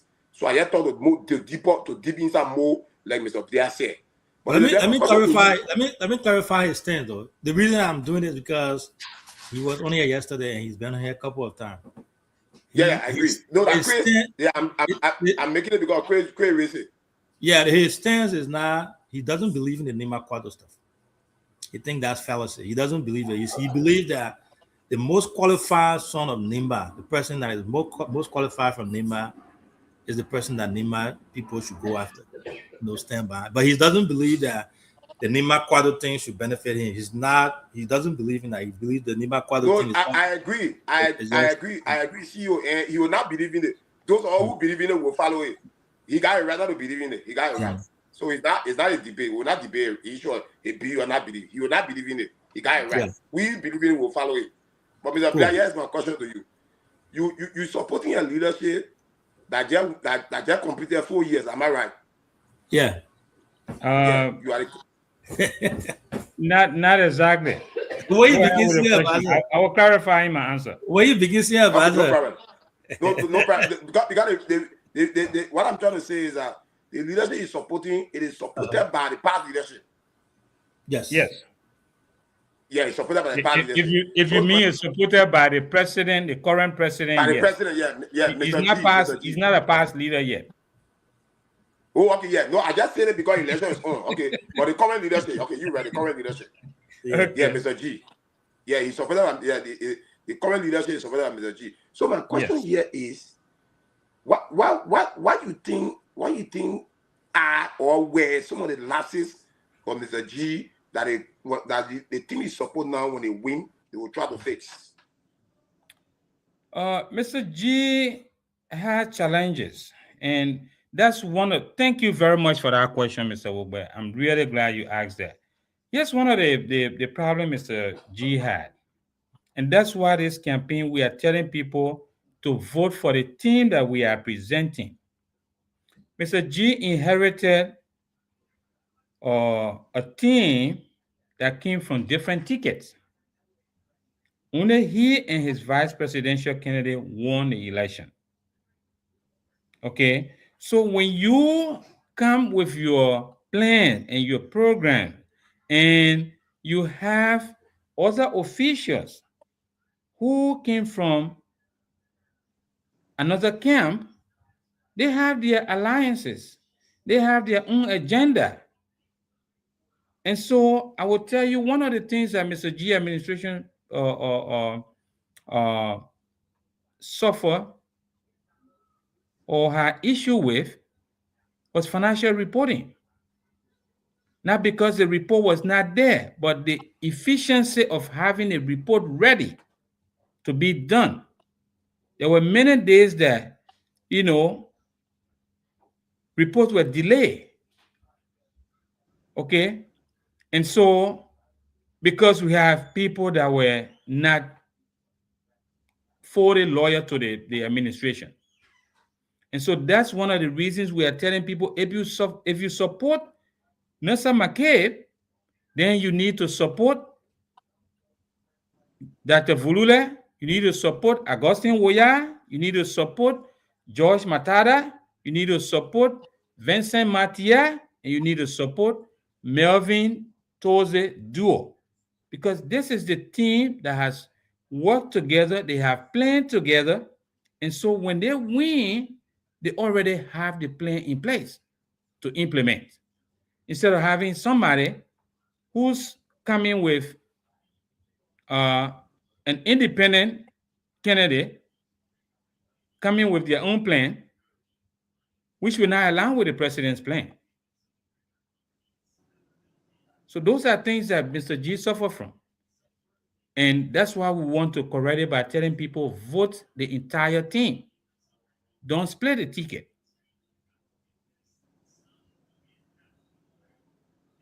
Thank you. Otto, you still got a question? Yeah. No, I think I'm okay. You sure? I mean, I'm not too we got about 10 more minutes to call it a day here. But again, thank you so much for coming. It has been a wonderful show. We are having a good time, and we are looking forward to heading to Iowa to have a really good convention there, regardless of what happens, Nima remains supreme, and That is correct. Nima remains Nima County.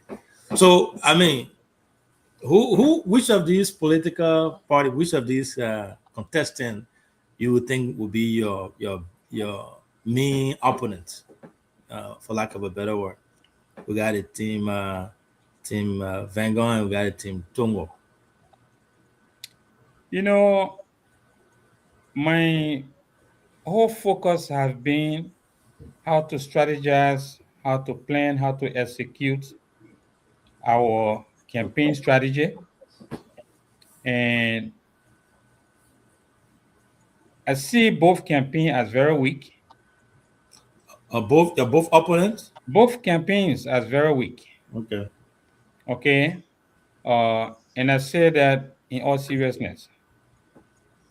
UNICO is not the time too. Mm-hmm. This is not the time too. We need serious people who have serious plan to run this organization. The level UNICO has reached, we need leader that has been on every committee in major decision making to continue this. Not somebody who will come and want somebody to show them the key to open which door. There's only one person in this campaign that knows all the keys that has been used to open doors. The keys to open the door to financial contribution, high fundraising. There's only one person that knows all these keys, and that person has been there all along. And strategically, the succession plan that President Xi put in place was to put his vice president on all the committees, all the major committees, so that she's aware of everything that's going on. This was not a race car that was parked in the garage.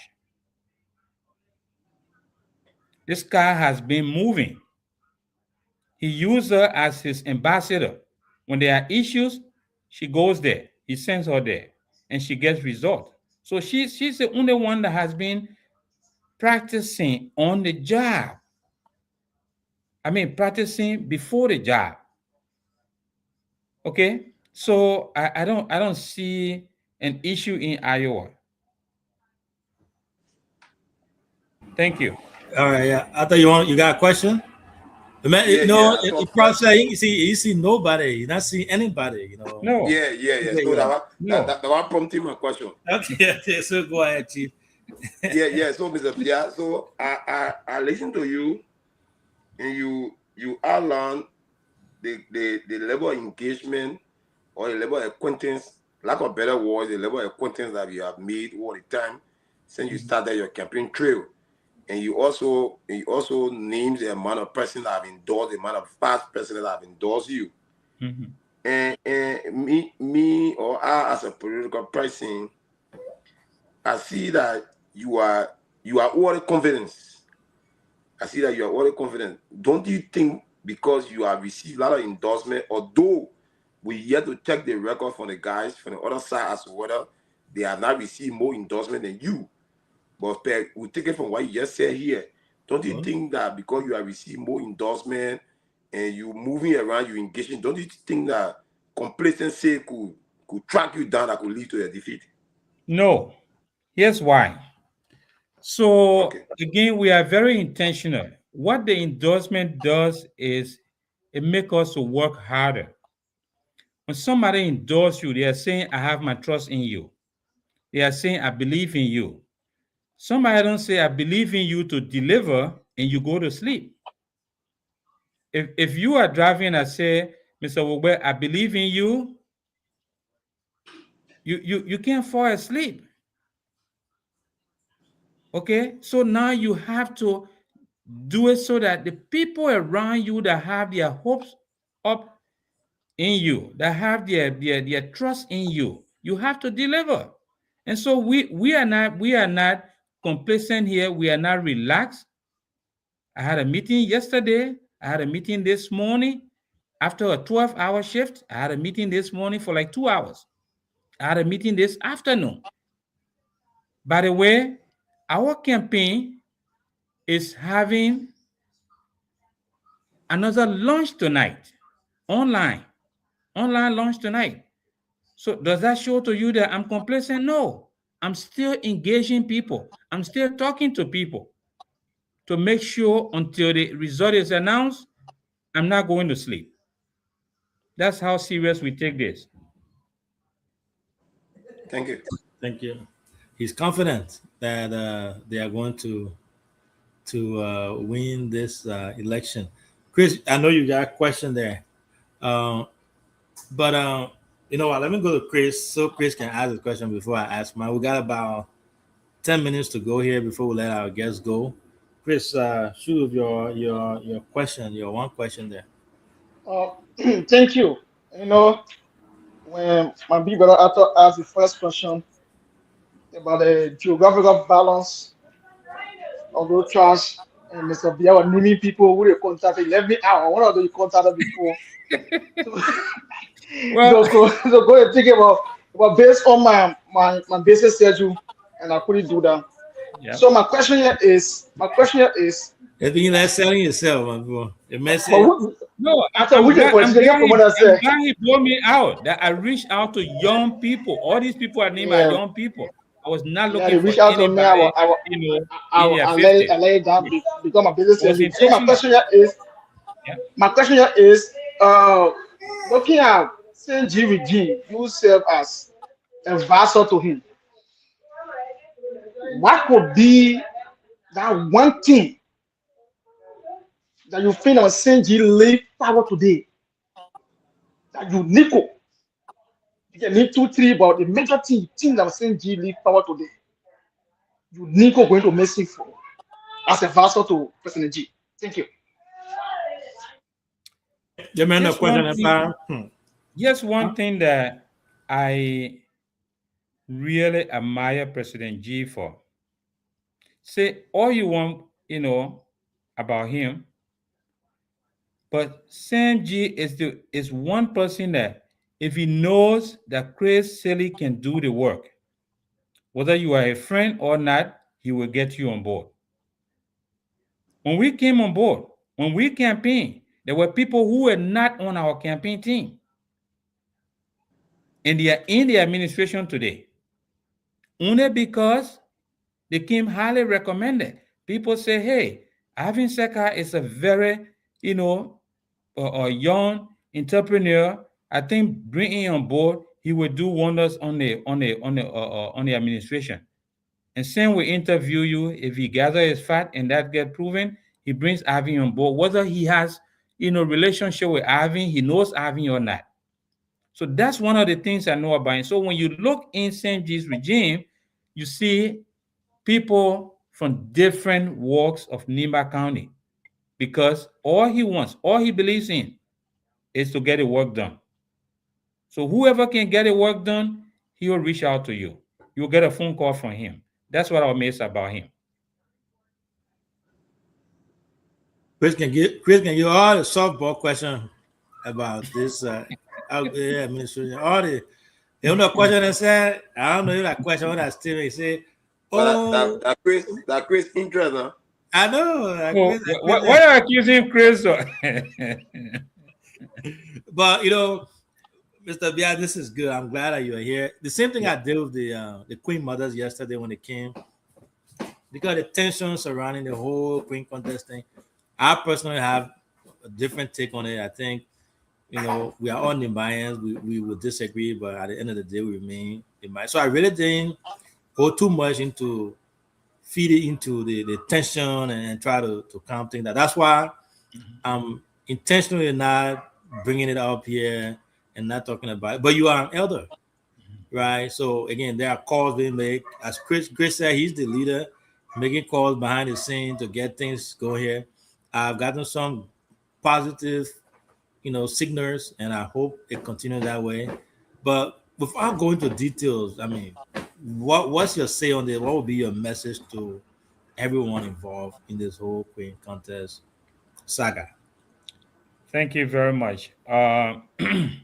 CEO, let me just give you an example of how I take this very seriously. Mhm. I traveled yesterday for over 14 hours. And I got here in Minneapolis around 8:30 in the morning. Instead of going to sleep, I was on the phone for the 3 to 4 hours before I went to sleep. I worked last night.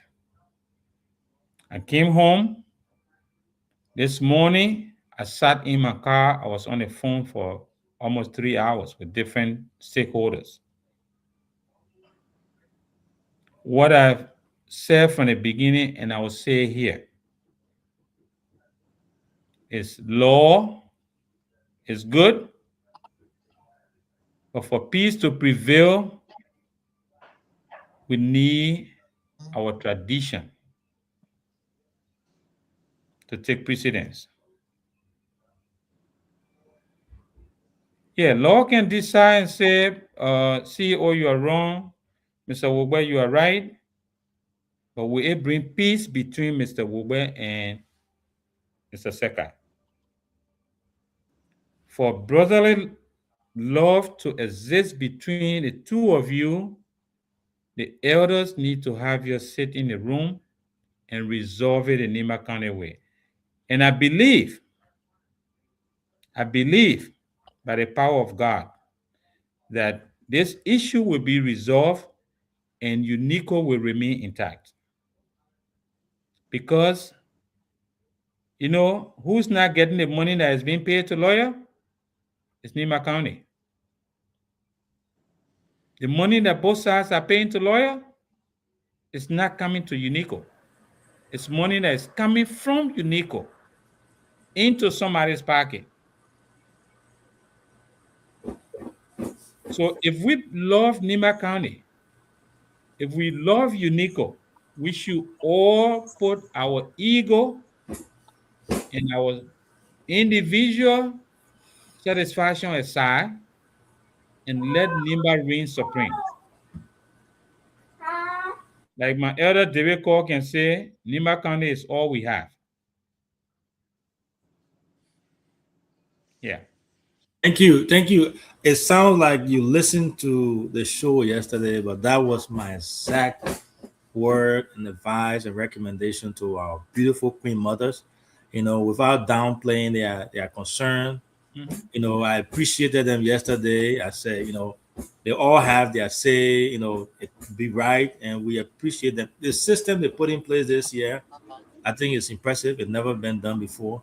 And if everybody goes and this thing happens, the 25,000 that was raised in Fargo, it will surpass it. I think it will even double it. Yeah. Right. So, and I was telling them, we joked about it yesterday. I said, yeah, the rules there, but when the papi then come in and the old man then start talking, it can bend, right? Speaking of our tradition, I even invoke our tradition. We are from Nima County. We are a county of tradition, a deep one that we respect. When things happen, we can disagree. You see people fighting here and there, but when the elders speak, we all stop and we all listen. So, again, without going into too much detail, I really hope and pray that everything is settled before we head to Iowa. So, Ato, if you don't have any question, then I can ask our guests one or two more questions here, and then we'll take leave of him. I see somebody say they send my music to you. You will not play my music, sir? I will play it. It's probably the music here on Facebook, on Messenger. So no, I send it on WhatsApp. You send it on WhatsApp? Let me see. So yes, I got it. Okay. Yeah, I thought so. Go ahead and say one or two things. Yeah, so CEO since we are about to wrap up on Mr. Bria as portion of the show tonight, let me say to Mr. Biera, thank you very much for making yourself available to appear on this show to make your case. This show is we'll bring him up for the real Nima politics. Yeah. This show is one of the widely listening to Nima show all across our country. You may see us sitting here and then asking you a few questions, and we'll know what we're saying here, but it's widely listened to across our country. And the people believe in it and follow it a lot. And I think you have done well to make case for your side that you support. And I hope if CEO are not doing it, I would like to admonish CEO that we call the other parties here too, so that we can hear them and ask them all of the hard questions. But I think Mr. Where Bialy you are doing been? well. Where you What been? Hold on, I thought where you been? Oh, okay. 2 weeks in a sorry, row, the sorry. whole show that tell the Unico we've had all Oh, the okay. Unico people we Okay. are kind of. So, Yeah. CEO of late, I've been very busy. I had a training in Buchanan. So I came from Buchanan late. October too late for study. Yeah, you're right. So let me say that Mr. Bia have done extremely well. I see one Unico. It's just a matter of democracy for a movement will divide one family. But after the elections, Unico will come back together and push the agenda of NIMA. And we hope and pray for a peaceful and successful elections where whosoever that will win will bring all of the members of Unico together so that they can sit together on one table and drink our wine, swallow our GB, and focus on one NIMA agenda and maintain the NIMA quadro. Yeah, so let me say, Mr. Bia, thank you very much. And I wish all of you the good luck. Thank you. Chris, I got no question. Let me say, no, I don't have no question. And see you, I know we're wrapping up. Let me say, see you, this coming Sunday, May the 24th, will be my birthday. So I decided to take my birthday to Nimai, Moses in Ganta, where I was born, grew up, went to school. Decided to take my birthday there and have fun with some orphanage children, have fun with my colleagues, and have fun with other friends. Thank you. So what you trying to do? You inviting BKS to come celebrate the cheap birthday? Yeah. I'll be inviting few media institutions most when I'm going to do the donation at the orphanage home. So a media institution BK will also be invited.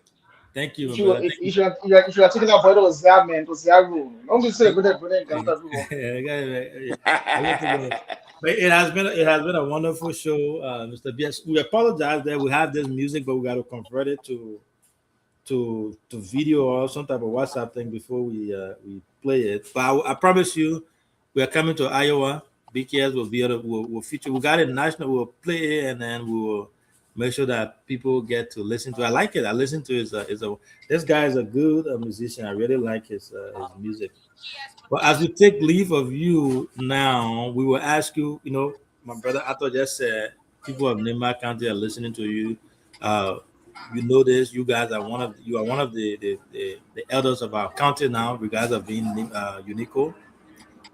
What should Nimba County people expect from this convention, and what would you say to all the Nimbayans around the world who are listening to you tonight? And I want you to add that to your parting comment and give someone a nice message to everybody, all the contestants. Yeah, we took all your Makeda of Bullet hat and talk to the people, everyone, including your own brother DK. DK standing behind you there saying, "Tell it, papi."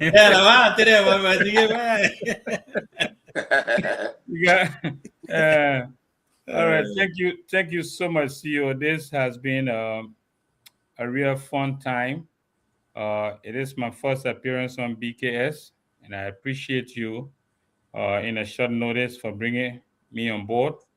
The campaign is very thankful to you as an Nimbayan for everything you are doing for Unico. I can assure everyone who's planning to come to Des Moines this weekend, Nimba County will shine. Nimba County will stay united. You know, my friend Dr. Kwan can say, "Mama Gio, Mapa Gio." When you're ready to play high here, that's what you can say. So we all from Nimba will get high here. In a Liberian way, we'll get high here. But in the end, we come together. That's what we do. That's why you will never see me call anybody nasty name. I would never get personal with somebody. I've been accused of some weird stuff. People have written some nasty thing, and people ask me why you can't respond. I say, nope. They can write. People who know me know me. Mm-hmm. People can write. It says something about them instead of me. If I go after them, then it says something about me because I control me. And so this campaign, we want to make it about the issue. my own dear sister, Yaag Bombi Tongo. I appreciate her for stepping up with her team. She has been a candidate who has remained calm. There might be surrogate in your account that,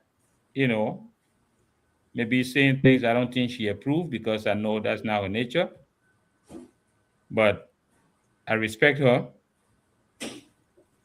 My little brother, Vengon, he gets very playful. That's how I look at most of the stuff is, he's very playful. And I think, sometimes our people have a parable to say, in order for the child to eat with the elders, he got to know how to wash his hands. If you don't know how to wash your hands, it's not time for you to eat with the elders. And so, Des Moines 2026 is going to be successful. We want everybody to come. If you are doubting, you think there's going to be issue there, I can promise you there will be no issue. The program will be a success.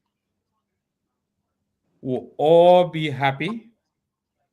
But in the end, Madame Makeh Vulule is going to be leading the next administration of UNICO. And I say thank you, BKS. Thank you. You are number one in Nimba County. Continue to do what you are doing. It is your contribution to the community, and so we appreciate you for that. Brother Wugbe, it's nice meeting you. See, the man feel a little scary, but yeah, the guy got me scared. I almost ran off, man. And DK, if you are standing behind the CEO there, you are still my Peking. I love you. But there's nothing like independent vice president, man, Peking. Vice president can be independent. Vice president is the one that is an advisor to the president. He's the closest person the president trusts. Vice president cannot be independent. I don't know where you get that word from. Again, you didn't listen to me. You call yourself independent vice president. There's nothing like independent vice president. So come home here.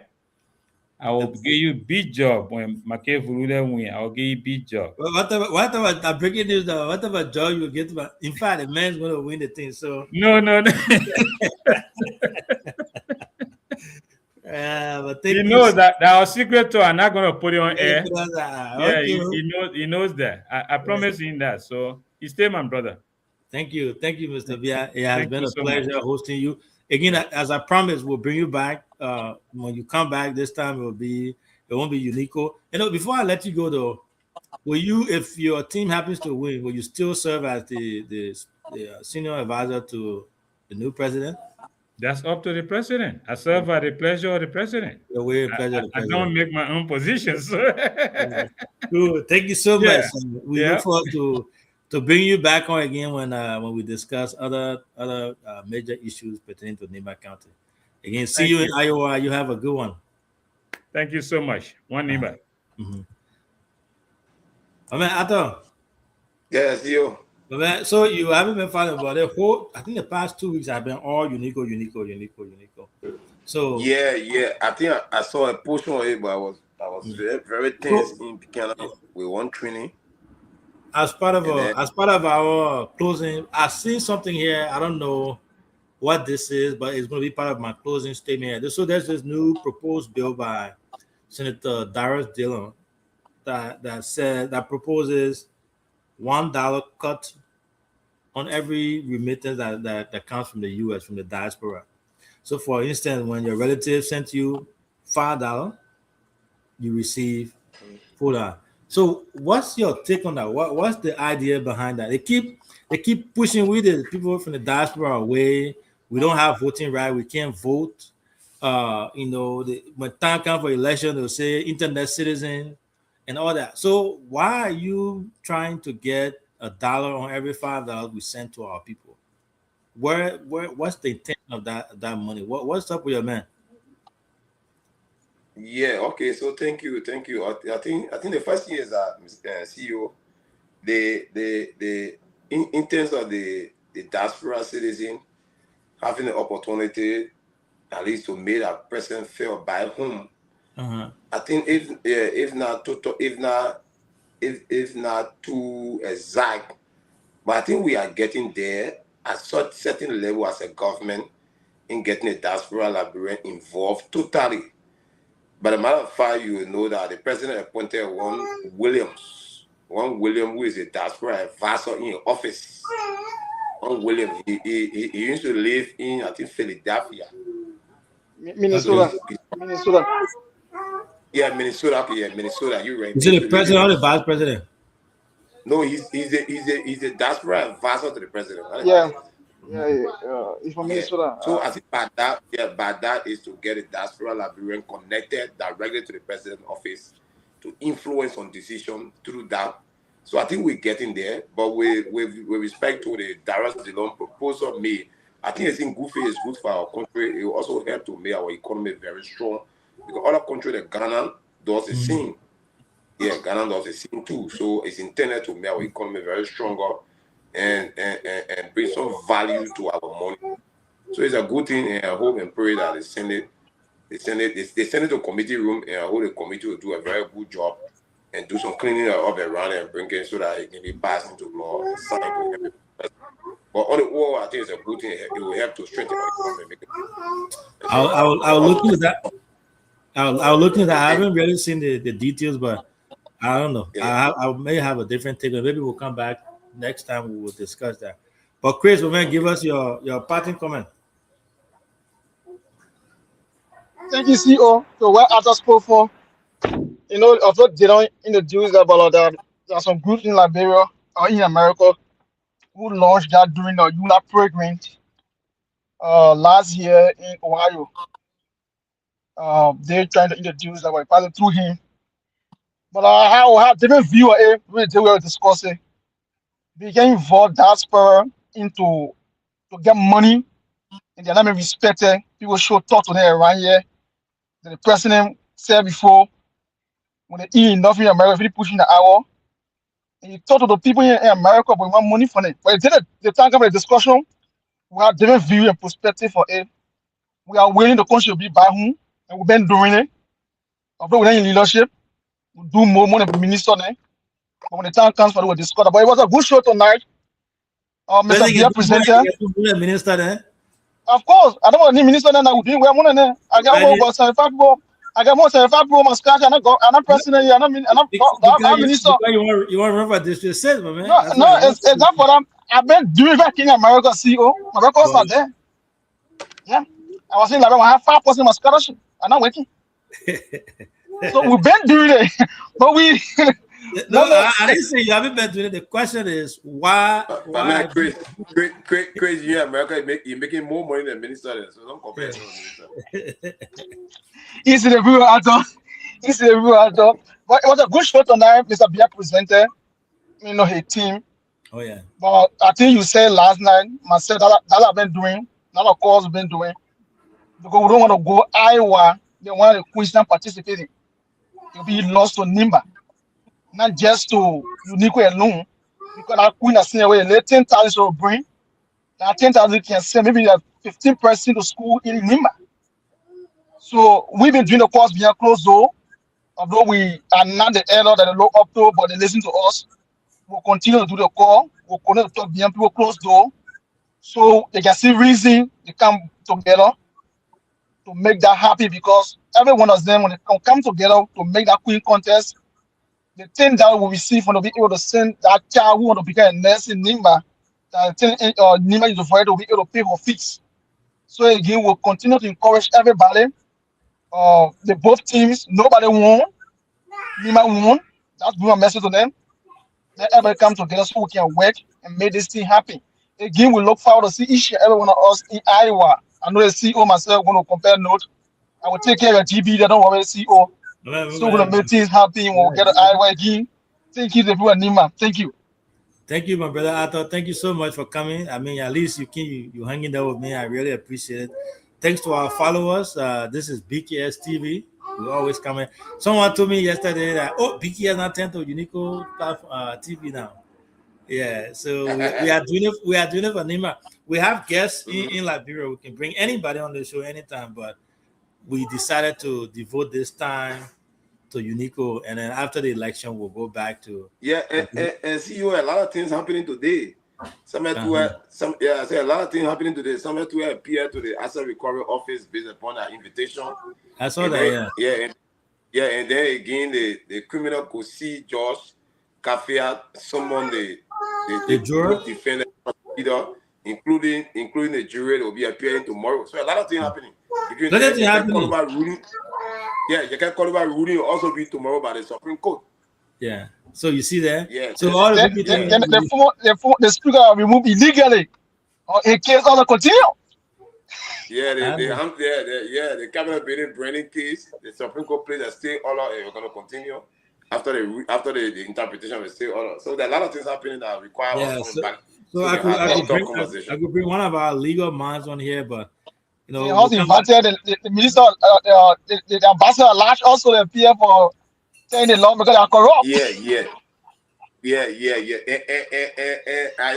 Not to attempt to discuss that. I know we'll discuss it, but I think in my mind, CEO and Chris, we got to set some standard in our country. Our country has been so terrible in the past, and in terms of talking about people's character, and I think we should not attempt continuing that kind of bad thing. Ambassador Kuyate is a senior government official of the government. When you appear to the public space and making allegations, you gotta be clear and concise as to who you making claim against. Just create a picture now that when you take government job, that means you are a role. Many people not to get like this. And why you take in my mind like this? I'm assuming that the husband that is Jehi. Man, thank you. We'll close out for now. Again, thanks for our followers for following. We want to say we appreciate you guys. We'll be back here tomorrow, 8 p.m. Liberia time, 4 p.m. Eastern time, and 3 p.m. Central. If we have guests, we announce it. We are hoping to bring Team Vengon on tomorrow, the entire team, to close out their campaign on here. So if that happens, it's going to be a really good way to close out, and then the next show will be in Iowa. Thank you so much, guys. You have a good night. A good evening too.